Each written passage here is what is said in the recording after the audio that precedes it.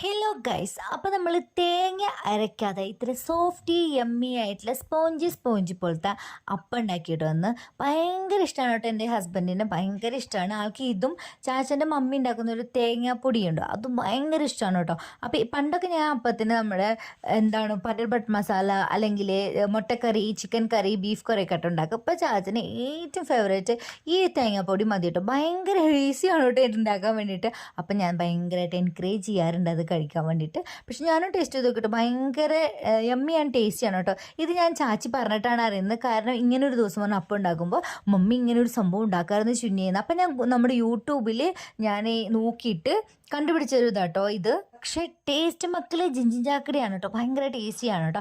അപ്പോൾ ഇതിൻ്റെ അപ്പത്തിൻ്റെ റെസിപ്പി എങ്ങനെയൊക്കെ ഉണ്ടാക്കേണ്ടതെന്ന് അറിയണമെങ്കിൽ നിങ്ങൾ ജസ്റ്റ് ഒന്ന് കമൻറ്റ് ചെയ്താൽ ഞാൻ സെപ്പറേറ്റ് ഒരു റെസിപ്പി പോസ്റ്റ് ആട്ടോ. അപ്പോൾ ഇത്രയുള്ളൂ. ഇഷ്ടപ്പെട്ട് ലൈക്ക് ചെയ്യുക, ഷെയർ ചെയ്യുക. ചാ